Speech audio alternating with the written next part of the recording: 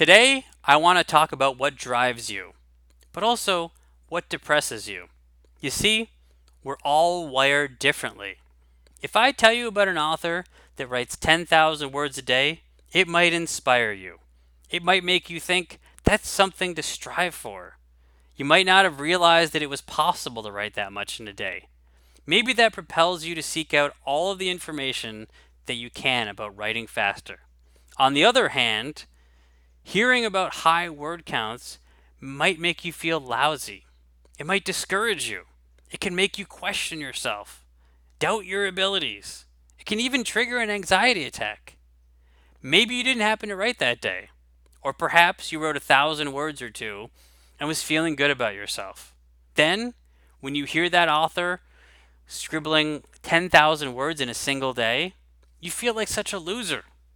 Especially if you've never even written 5,000 words in a day, much less 10.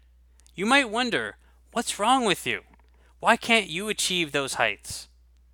The same thing can be said about getting your work done in an hour or two. For some authors, 8-hour workdays are for schmucks. Conversely, other authors talk about being workaholics. They brag that they put in 12-hour days. Depending on how certain information affects you, you might start setting new goals for yourself. Maybe you become inspired to up your productivity, to get everything done in just 2 hours a day, before breakfast. Or perhaps you hear about the workaholics and become discouraged. You get the idea in your head that the only way you can be successful is to work all day and night. A third example is income reports. A lot of writers love bragging about how much money they make. If you hear about someone who is making 6 or even 7 figures a year, it might open up a whole new world of possibilities for you. It can spur you to achieve that level of success for yourself. Perhaps you set even loftier goals for yourself. Seeing other people sharing their numbers revs up your engine. Then again, perhaps it makes you question yourself. You ask, why aren't you that successful? How come your books aren't selling that well? Even if you're making a really respectable income, seeing someone doing way better than you can be a real bummer. It all depends on what inspires you and what discourages you. For your own mental sanity, skip over the posts that discourage you. Stay away from those threads on forums.